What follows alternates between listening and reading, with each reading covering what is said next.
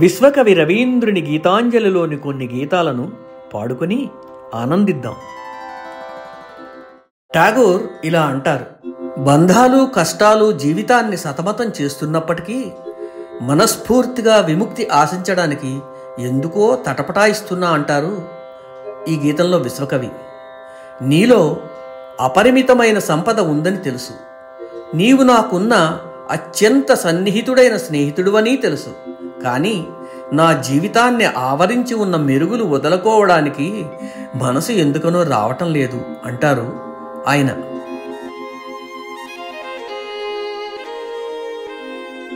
ఎన్నో బంధాలు త్రెంచుదమన్న బాధ, స్వేచ్ఛ కోరితి అందుకు బిడియపడితి, సఖుడ నిన్ను మించిన వాడు జగతి లేడు, నీవు నను చేరుచుండిన నిముషమందు అచట నా పటాటోపంబు నాపలేను.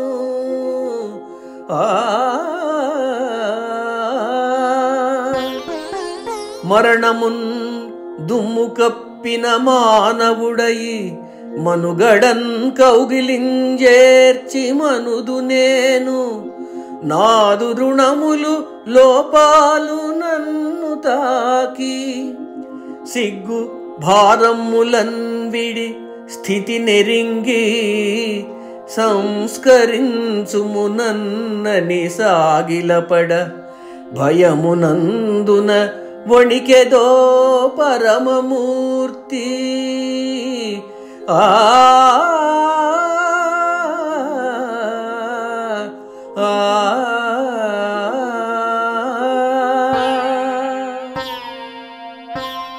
నా చుట్టూ నేనే కట్టుకున్న ఎత్తైన గోడల మధ్య బందీనై, ఆ గోడలు వెలుగును నిరోధిస్తూ కలుగజేసిన చీకట్లలో నివసిస్తున్నాను.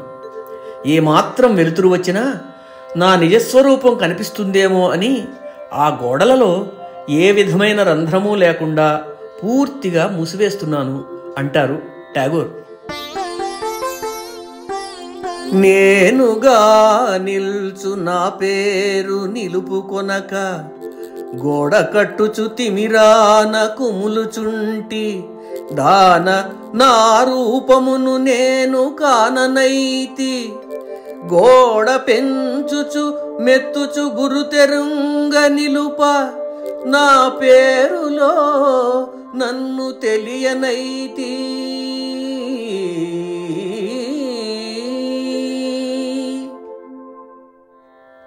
ఇక్కడ జీవించడానికి తాను ఒంటరిగానే వచ్చినప్పటికీ కనబడకుండా నిశ్శబ్దంగా తనను వెంట ఉన్న ఆయన ఎవరు? ప్రక్కకి తొలగినా ఆయనను తప్పించుకోలేకపోతున్నాననే అంటారు రవీంద్రులు. ఆయన ఎవరో కాదు, తన ప్రభువే అంటూ ముగిస్తారు ఈ గీతాన్ని.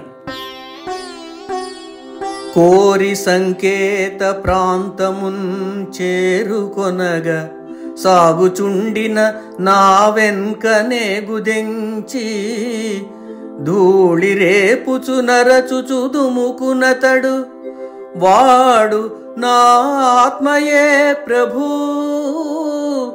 వ్రీడగలుగు, వాని తోడ్కొని నిను చేర పయనమందా,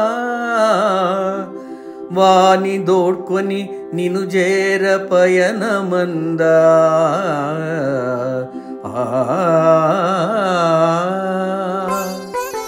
మరికొన్ని గీతాలను తర్వాతి ఎపిసోడ్లో పాడుకుందాం. నమస్తే.